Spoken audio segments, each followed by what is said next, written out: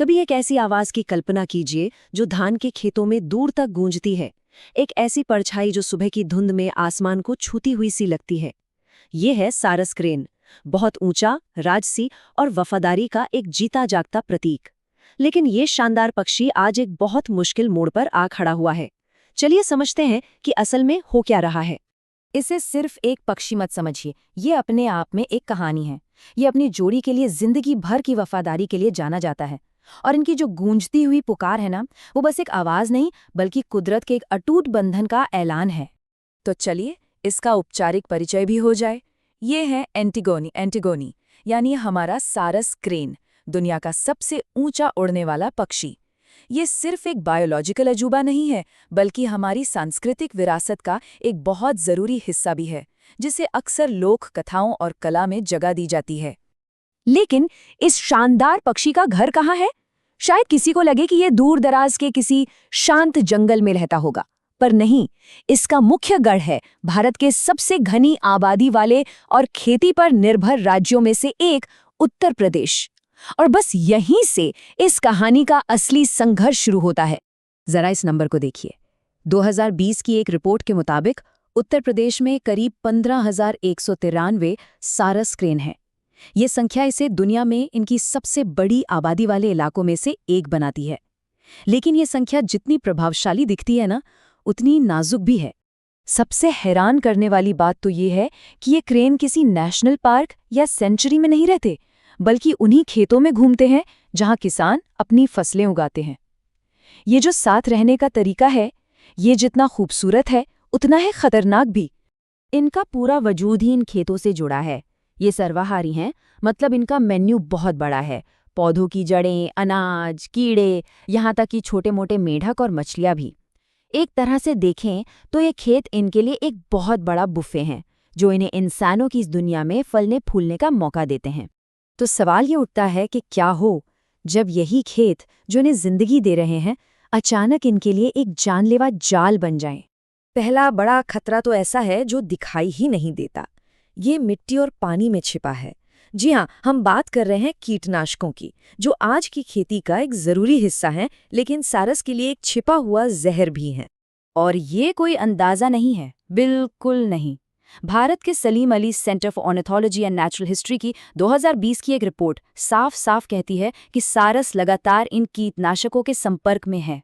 ये जहर इनके खाने में, पानी में और इनके घर यानी हर चीज में घुस चुका है। अब यहाँ कुछ नाम दिख रहे हैं, जैसे क्लोरोपाइरिफॉस, मोनोक्रोटोफॉस। इन नामों को याद रखने की कोई जरूरत नहीं है, बस इतना समझना जरूरी है कि ये बहुत ताकतवर रसायन हैं जो पक्षियों के लिए बेहद जहरीले हो सकते हैं। और सबसे ज्यादा चिंता की बात तो ये है कि एंडोसल्फान जैसे बैन हो चुके कीटनाशक भी पर्यावरण में आज तक मौजूद हैं। और ये खतरा एक जगह रुकता नहीं है, इसकी एक पूरी चेन है। ये मिट्टी से शुरू होता है, फिर पौधों में जाता है, फिर उन कीड़ों में जिन्हें क्रेन खाते हैं, और आखिर में ये जहर क्रेन के शरीर में और यहाँ तक कि उनके अंडों में भी जमा हो जाता है। इससे उनकी अगली पीढ़ी पर भी असर पड़ सकता है। चलिए अब आते हैं दूसरे खतरे पर। और ये वाला अदृश्य नहीं है, बल्कि बिल्कुल सामने है और अचानक से आता है। ये वो खतरा है जो ऊपर से मंडरा रहा है। ये आंकड़ा सच में चौंकाने वाला है। एक स्टडी में रिसर्चर्स ने पाया कि जिन 24 सारस क्रेन की मौत हुई, उनमें से 21 की मौत का कारण बिजली का झटका था। ये उनके वजूद के लिए एक बहुत बड़ा और सीधा खतरा है। और दिलचस्प बात यह है कि हम अक्सर सोचते हैं कि खतरा बड़ी बड़ी हाई वोल्टेज वाली लाइनों से होगा, पर सैकॉन की रिपोर्ट कुछ और ही बताती है। ज्यादातर मौतें खेतों से गुजरने वाली कम वोल्टेज वाली डिस्ट्रीब्यूशन लाइनों से होती हैं, क्योंकि ये संख्या में कहीं ज्यादा हैं। और पता है, यहीं पर ये दोनों खतरे आपस में जुड़ जाते हैं। रिसर्चर्स को शक है कि कीटनाशकों के असर से ये पक्षी थोड़े दिशाहीन हो जाते हैं, जिससे उनके बिजली की तारों से टकराने का खतरा और भी बढ़ जाता है। मतलब वो जो अदृश्य खतरा है, वो इस अचानक आने वाले खतरे को और भी ज्यादा जानलेवा बना देता है।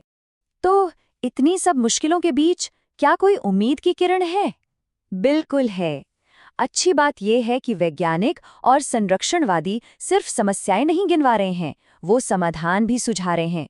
साथ मिलकर रहने का एक रास्ता मुमकिन है। तो इसे किया कैसे जा सकता है? देखिए, इसके लिए एक पूरी रणनीति की जरूरत है। पहली चीज, इनकी आबादी पर लगातार नजर रखनी होगी। दूसरी, खेती में जहरीले केमिकल्स का इस्तेमाल कम करने के लिए इंटीग्रेटेड पेस्ट मैनेजमेंट जैसे तरीकों को अपनाना होगा। साथ ही बिजली की लाइनों को सुरक्षित बनाना और क्रेन्स का ध्यान मुख्य फसलों से हटाने के लिए अलग से चारागाह बनाना भी जरूरी है।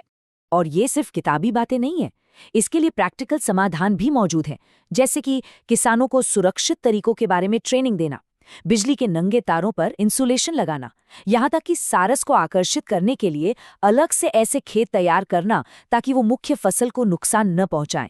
ये सभी जमीनी स्तर पर उठाए जा सकने वाले ठोस कदम हैं। आखिर में सारी बात आकर बैलेंस पर टिक जाती है। ये जो सारस का परिवार है ना, ये हमें याद दिलाता है कि दांव पर आखिर लगा क्या है। सारस क्रेन का भविष्य इस बात पर निर्भर करता है कि हम अपनी बढ़ती जरूरतों और इन शानदार जीवों की जरूरतों के बीच संतुलन कैसे बनाते हैं। तो हम इस पूरी चर्चा को एक सवाल के साथ यहीं छोड़ते हैं। एक ऐसी दुनिया में जहां भोजन, जमीन और संसाधनों की मांग लगातार बढ़ रही है, क्या हम सच में अपने सबसे ऊंचे, सबसे राजसी पड़ोसियों में से एक के लिए जगह बना सकते हैं? इसका जवाब शायद हम सबके हाथों में है।